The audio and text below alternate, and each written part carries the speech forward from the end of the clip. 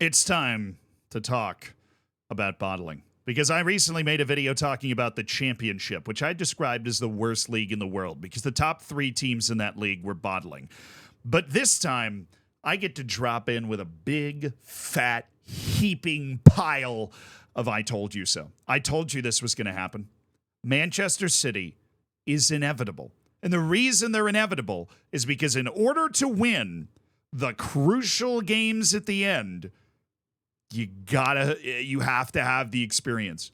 I mean, the results bear it out. With the exception of Leicester City, it takes years to build up that kind of thick skin. And Manchester City's the team that's built up that kind of thick skin. When Liverpool won the league, Manchester City had a massively down year, and Liverpool built a massive lead early in the season and did not have to handle those incredibly difficult matches towards the end of the season, where Manchester City has won its titles, some going away, by handling its business in these types of environments. And that's why every time you guys come on Twitch and you're like, Zealand, who's going to win the Premier League?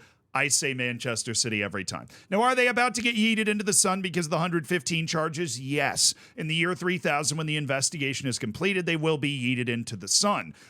But right now, the team that's on the field for Manchester City and the team that's on the field for Liverpool and Arsenal, they're different. The Manchester City one is better, right? We're talking about a team that went to Real Madrid and didn't even have Kevin De Bruyne on the field and then still managed to get a result in the Champions League, then refocus on the league, rest some guys, win 5-1. Now they've got Real Madrid again in the midweek. I mean, this team is different gravy. There's also a difference when it comes to bottling. I feel like we don't make that distinction at all. And the bottling accusations are always really painful because essentially the way the bottling works is as long as you don't win every single match, then you are accused of bottling. The team I'm going to try and let off the hook here is Arsenal, because Arsenal has shown a ton of mental toughness recently. And the team that Arsenal lost to is an entirely reasonable team to lose to. Okay, Aston Villa, right? If you just hide the badge for a second,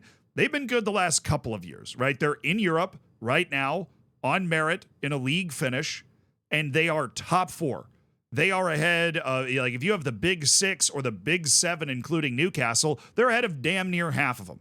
All right, they are ahead of more than half of them. They're in the top 4, right? The only 3 teams ahead of Aston Villa are Liverpool, Arsenal, and Manchester City, right? They're the first team out of this giant title race. So Arsenal battling its way to the 84th minute, or I got to look up exactly what it was. They battled their way all the way to the 84th minute, right? And then they give up a quick fire double. Obviously, they give up the second goal because they're pushing to try and equalize. Right, but they end up losing the match to a team that is very, very good. Now, the team that does not get off the hook in this instance is Liverpool, because Crystal Palace is not Aston Villa. Crystal Palace is the most lower mid-table team in the history of lower mid-table teams. If you look up lower mid-table in a dictionary, there is a picture of Roy Hodgson there staring back at you. He's about to make his 27th return to Crystal Palace management. Okay, Crystal Palace is not the team that should be tripping up someone like Liverpool, right? Liverpool is clearly just in a funk. They are actually bottling it. They lost 3-0 at home to Atalanta in the Europa League. That is not even my favorite city in Georgia. Okay, they're blowing it. They're blowing it on all fronts. That's why Jurgen Klopp is probably the thumbnail of this video, right? Because Liverpool are legitimately bottling it. They bottled it in the Europa League with an unbelievable loss at home. I know Jurgen said it was just like a bad performance. So it's a bad time for a bad performance. And then they lost to Crystal Palace. I mean, there's no excuse for that. Crystal Palace, I will say, the goal Crystal Palace scored in this match was gorgeous. And there was a hilarious clip of Jurgen Klopp going, wow, after they scored. It was a justified wow. But you're Liverpool, right? And you've got an all-time Premier League manager in Jurgen Klopp. I think it's foolish not to call him an all-time Premier League manager. You've got a lot of talent on that team, and you've got to be able to figure out a way to win this game. You cannot step on the field and lose this. And you know what is particularly amazing is if you actually go and look. If you go and look at the Premier League table, this is Liverpool's 3rd loss of the season. How amazing is that? They have played 32 matches in the Premier League, Liverpool, and now one of their 3 losses is Crystal Palace during the title race. That is bona fide bottle territory. And the match before, by the way, was a draw against Manchester United, a team that just went out and drew against Bournemouth. Manchester United is not on a heater either, and that was, again, a match that Liverpool got FM'd in, right? Liverpool dominated Manchester United. It's very unfair to them that they didn't win that match, but that's just the way the cookie crumbles. But you follow that up with a loss against Crystal Palace, and in between, you get absolutely shellacked by Atalanta. Things are not looking good for Liverpool, and while points-wise, they are still very, very much alive. Jurgen's going to have to put on a managerial masterclass to get this team instantly back in form, because that just doesn't seem to be the situation. But to go back to Arsenal, saying they bottled it, that's harsh, right? I think Arsenal's still very much alive in this. They showed a lot more consternation. They showed a lot sterner stuff playing in Europe as well, playing against a wounded animal in Bayern Munich that it still has a ton of talent, obviously, and battling it out to a draw, maybe with a conspicuous penalty shout there at the end. They come into the weekend and you lose to a really good team, right? It is very hard to consistently beat very good teams. And there are the teams that can do that are the teams that end up winning trebles, right? And Manchester City is that type of team. Manchester City, it's hard. It's a bit of an awkward position, right, to try and give them credit because they did break a lot of FFP rules to build the team that they have, right? But the team that they have is unbelievable. And they deserve all of the flowers they can get. Pep Guardiola deserves all the flowers that he can get. Because as much as people talk about his tactical stuff, the amount of man management brilliance you have to continuously get your team up and focused for all of these different matches so that you don't show up and have a stinker, right? So you don't show, I mean, Luton Town's playing for its life. They're R. Kelly up in this shit. They're fighting for their fucking life, bro.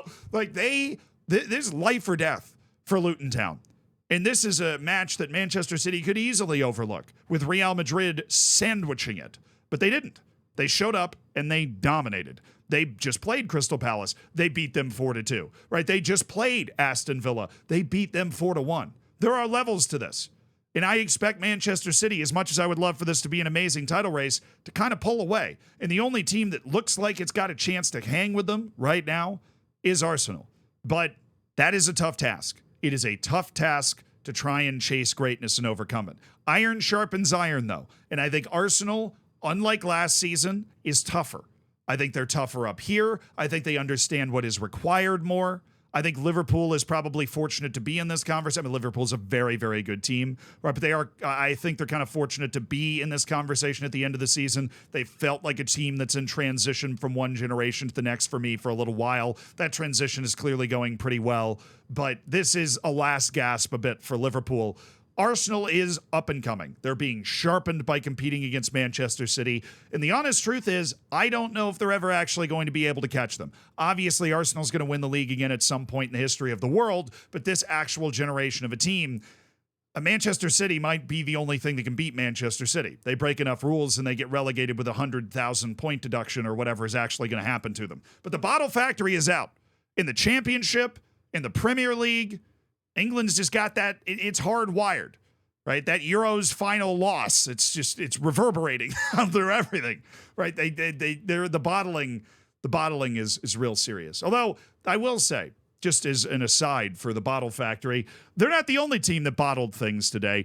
In Serie A, we had Inter with a chance to win the league, by the way. They bottled it. They did not win the league. They had the lead in the second half, and then Cagliari scored.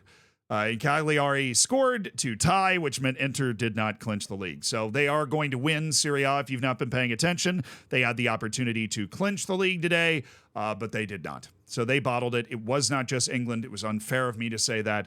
Inter is also out here bottling. You know who didn't? Bayer Leverkusen, who won 5-0 to become the first champion to be crowned in the 5 major leagues. Huge congrats to them. And literally made an entire other video about them already that is going to come out at some point today.